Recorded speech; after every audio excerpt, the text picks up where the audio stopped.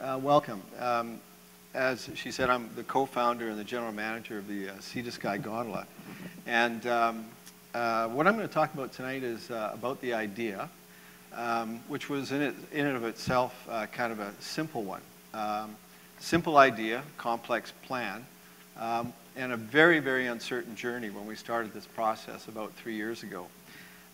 And also what was interesting about this was the process, because we had the idea and then we had to go through a process. And in that process also was very deeply involved with the community. And well, what was the idea? Well, the idea was that we're going to build a gondola. And it wasn't just a gondola or a device, so to speak. It was something much more than that. Our intention was to build something that created access, but access in a very different way than just a sightseeing gondola would do. And it was also about creating a new perception and perhaps a new perspective, both for the locals and the community, but also for the tourists and other people that are traveling through Squamish. And to start with, this was a $22 million investment that we were facing. By any standard, that's a huge amount of money. And especially in the times post-2008, raising something for a startup, that wasn't going to be an easy task. But we felt we had a really good shot at it for a lot of reasons, not the least of which is this device, this idea, spoke right to the heart of Squamish as a community. It was about the outdoor recreation capital of Canada, and this very much was all about outdoor recreation. It was more than sightseeing, as I said. It was about nature-based, non-motorized outdoor recreation, which to a large extent is a very big core part of what I know most of you live here for. And so about 3 years ago, when we first announced that we were going to do this, one of the first major hurdles was getting through the bureaucracy. There are 4 different overlapping jurisdictions to some extent on this project. One is the District of Squamish. One was the Squamish-Lillooet Regional District. Third was BC Parks / the Victoria and BC government. And the fourth was the Stawamus Nation. And each one of them have a completely different set of rules, processes, staff, procedures, etc. And if any of you have ever had to apply for a building permit, you'll know what I'm talking about. That kind of bureaucracy can be extraordinary. And yet, we were able to complete this process in 17 months. By any standard, that's virtually a record. We had people telling us that you guys got to write a book on this because that just doesn't happen, that you could do it that fast. And it wasn't because we had the ability to impose this project on the community or we had some sort of Svengali powers in Victoria to make it happen. I wish that the people at Enbridge would understand about not imposing, but that's another discussion. But it normally would have taken us years, so 17 months. The other thing that was a major part, or a major hurdle to some extent, was the amount of technocracy, if you will, the technocrats, the architects, and so on that we had to hire. And if I had all the binders and all the plans and everything and I put them in a pile, I think it would be about that high. And these are really thoughtful, intelligent, they're architects, engineers, biologists, and so on. And they're very, very expensive as well. But it was a lot of late nights because we had to read all this stuff. We had to make sure that we were up to speed on all this stuff. We couldn't just accept it and pass it on. And that in itself was kind of intimidating. So where is it? Well, it's in the middle of a really great place, frankly. And you can see from the arrow, it points to where the summit area is, and you can see where the lift line kind of drops down to the base area, or what we call base camp. But I'd like you to draw your eye to the upper half of that. And those 2 valleys up there, and then at the head of it, kind of faded out in the snow there, a Sky Pilot, the Sky Pilot Massif. And that was really what we were excited about. I mean, the view, yes, that's great and everything else, but really it's that stuff up there, because that is extraordinary, absolutely extraordinary terrain for any kind of backcountry outdoor enthusiast that you would care to be. And speaking of enthusiasts, when you talk about stakeholders, we really wanted to understand who the stakeholders were. And growing up in this corridor, I think I had a pretty good feel for it, and I know certainly our co-founders and partners did.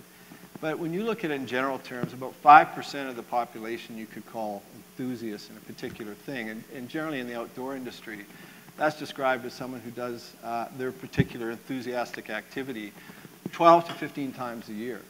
And the enthusiasts, I would say in Squamish, are probably 50% of the population. I bet that most everyone here is passionate about some outdoor activity that they do more than even 15 times a year.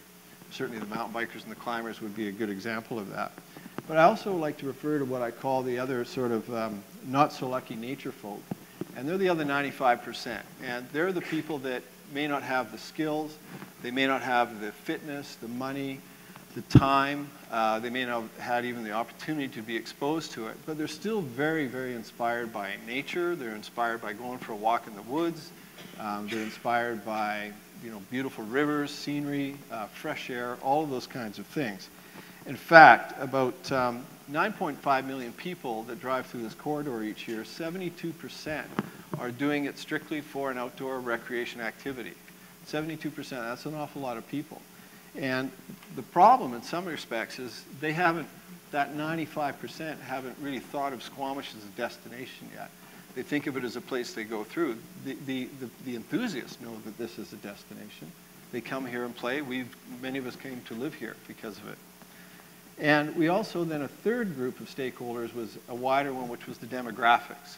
And that was the 8 to 80-year-olds. And we really wanted to have something that would provide an adventure or an experience, whether you're 6 years old or you're a grandmother. And with all of these experiences being able to be accessed from the gondola itself or from this device, this idea, none of which would impact the other's experience. So ideally something that wasn't exclusively to that stakeholder or that user group at the expense of someone else. On the contrary, if we could build something that would allow each group, whatever your adventure was and however you wanted to engage it, but that was complementary to each other and didn't impose or impinge on the other's enjoyment.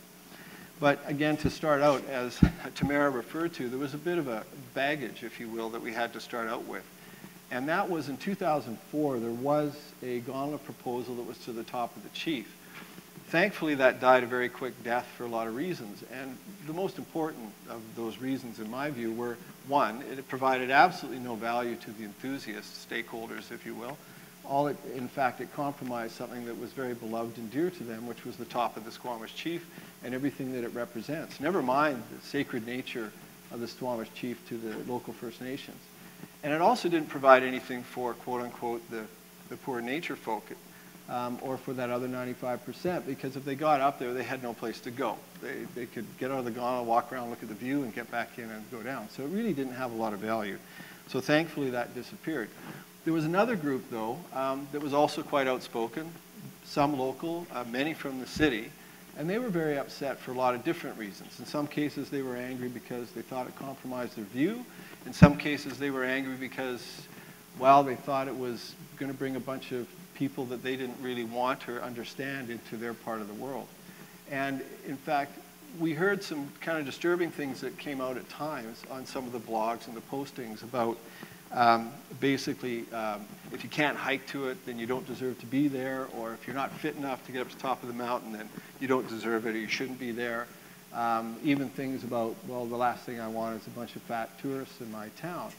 And I gotta say that I've been 30 plus years in the outdoor industry, and whenever I start to hear that kind of commentary, I view it as somewhat elitist, to say the least. Because I really don't believe that's the right way to go. If you really want people, and it's been talked about here again and again today, if you really want people to believe in these places, to fall in love with nature and protect it and understand its worth and value, you have to give them an experience that then allows them to make that connection. And if you're in downtown Toronto or New York or LA and you've never had an experience in the mountains or a chance to see what an alpine meadows looks like, it's almost impossible to expect those people to understand why it has value, why it should be protected, and why we need to nurture those things. So we knew we had to go out and reach out. We knew we really had to get on our horse and really get out there and talk to people. But it wasn't a one-way street.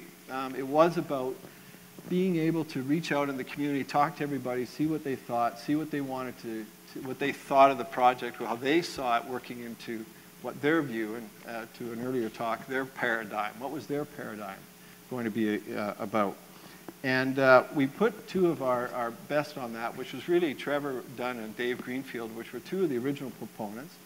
And because they were the original proponents, they went out there and started talking to people. And we went to every kind of event. We had tents up at the farmer's market. We would go to the mall. We would do whatever we did. We did over 100 different public events in 14 months. And that's where Dave and Trev, they happen to be very articulate, really nice, very sincere guys, very outdoor. And so one-on-one, they were able to communicate and engage people and listen about what people wanted to see. We talked to the SORCA, we talked to the Sea To Sky Trail Society, we talked to people like Edith Tobe, who is well known as a very outspoken environmentalist and advocate here. And what did she think of it? What did she want to see happen, and so on. And we went even deeper than that. We actually spent 2 days in what we call visioning sessions. And basically, that's getting 8 people together in a room, feeding them a lot of coffee and food, not letting them leave until they talk and open up about what they want it to be. And Eric participated in that. Alice participated in that with us as well. That visioning document is guided so much of what we've done for the last 2 years.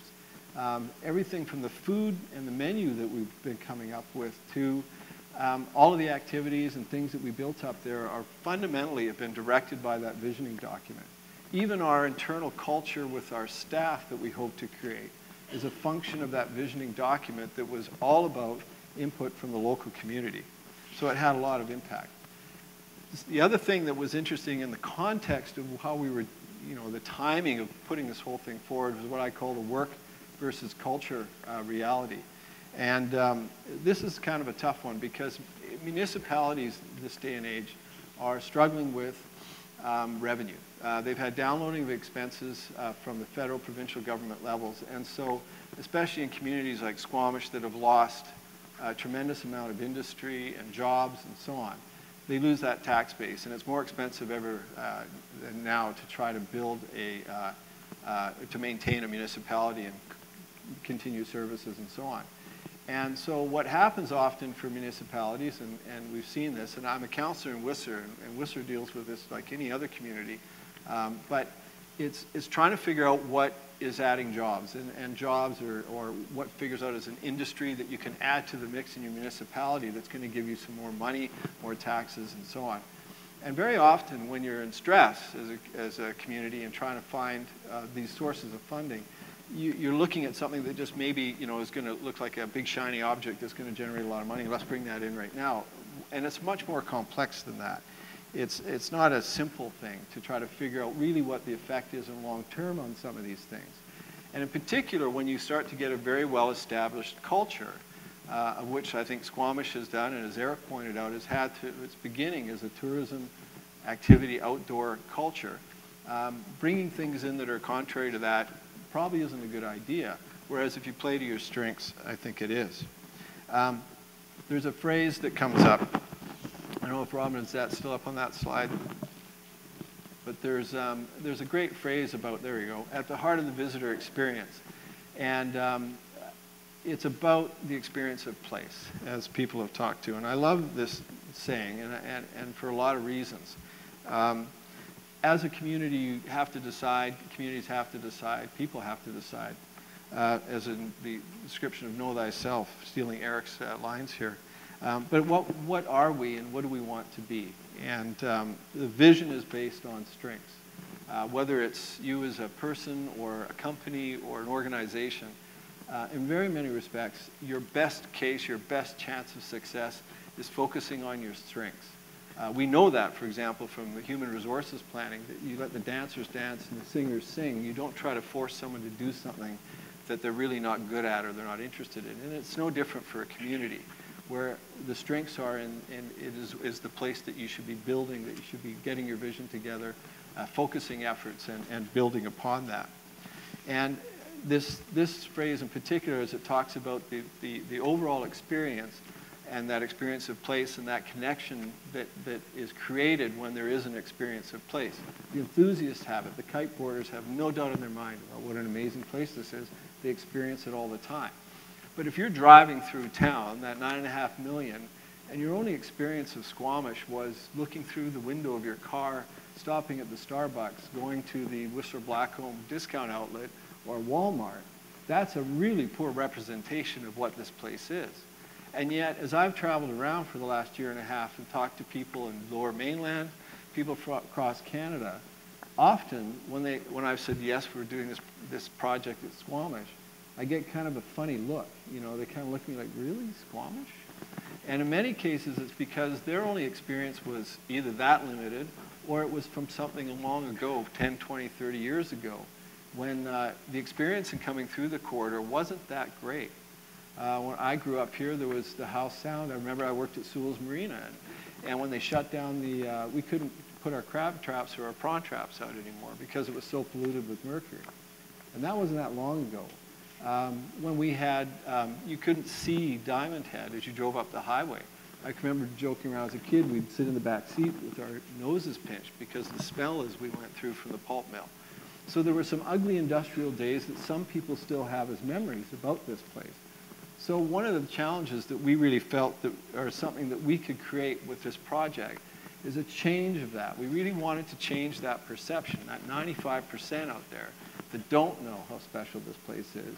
And by creating a destination that they could come and really get an experience that was very different from what they expected, be able to get up to the top and have a look around. That's what we hope. And we really hope that this can be a new chapter for Squamish. We believe that it's going to be something that everyone's going to embrace. It certainly is something we've tried really hard to design and build in that case. And if there's a radical shift, it's certainly what I've seen in the last 10 or 15 years is the pride and confidence that Squamish as a community has started to establish when it comes to its own destiny and its own vision of what it wants to be. So really looking forward to that future and building it with you, and thanks again very much for coming out tonight.